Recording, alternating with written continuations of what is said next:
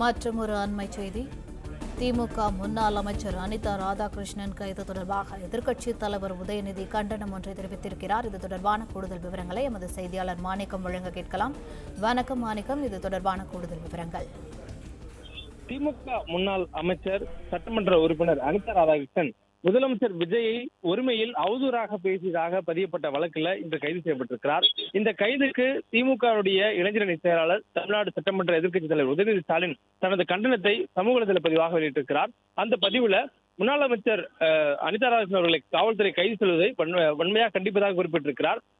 தமிழ்நாடெங்கும் சீர்கெட்டு போயிருக்கக்கூடிய சட்டம் ஒழுங்கை மீட்டெடுக்க காட்டாத வேகத்தை எதிர்க்கட்சி சட்டமன்ற உறுப்பினரை கைது செய்வதில் இந்த தாவேக அரசு காட்டியிருப்பதாக விமர்சித்திருக்கக்கூடிய எதிர்க்கட்சித் தலைவர் உதயநிதி ஸ்டாலின், அவதூறு பேசி பொய்ப்பள்ளிகளை அள்ளி வீசுவது மட்டும்தான் அரசியல் என்று செயல்படும் ஆளுங்கட்சியின் இந்த அராஜக போக்கை மக்கள் பார்த்துக் கொண்டிருப்பதாகவும் குறிப்பிட்டிருக்கிறார்.